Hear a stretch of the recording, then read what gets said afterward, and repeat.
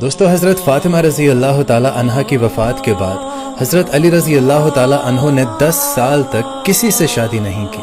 پھر ایک دن لوگوں کے اصرار پر آپ نے حضرت عقیل سے فرمایا کہ میرے ساتھ شادی کے لیے ایک نیک، پاک باز اور بہادر خاتون کو تلاش کریں۔ کچھ ہی عرصے بعد شجاعت کے لیے ایک مشہور قبیلے کی ایک لڑکی کے ساتھ آپ کا نکاح ہو جاتا ہے اور ان کا نام بھی فاطمہ ہی تھا۔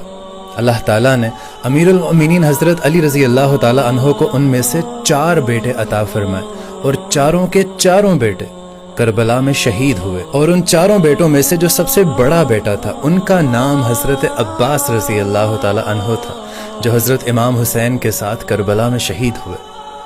باپ شیر خدا اور ماں اس قبیلے سے تعلق رکھتی تھی جو شجاعت کے لیے مشہور تھا۔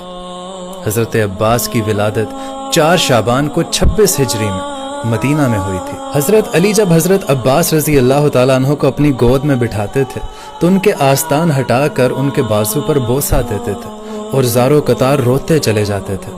یہ سارا ماجرا ان کی ماں حضرت فاطمہ بھی دیکھتی تھی۔ جب انہوں نے پوچھا تو حضرت علی رضی اللہ تعالیٰ عنہ نے فرمایا کہ یہ بازو حضرت امام حسین کی نصرت اور ان کی مدد کرتے ہوئے کاٹے جائیں گے، اس لیے میں زارو قطار رو رہا ہوں۔ اور دوستو، جب حضرت علی رضی اللہ تعالی عنہ کو شہید کیا گیا تو اس وقت حضرت عباس کی عمر صرف 14 سال تھی۔ اس عظیم صدمے کو بھی آپ نے برداشت کیا، اور پھر حضرت عباس نے وہ دن بھی دیکھا کہ جب حضرت امام حسن کو زہر دے کر شہید کیا گیا، آپ نے وہ بھی صدمہ برداشت کیا۔ اور دوستو، جناب عباس کی شادی عبداللہ بن عباس کی بیٹی لبابہ سے ہوئی تھی، جن سے اللہ تعالیٰ نے آپ کو 2 بیٹے نوازے۔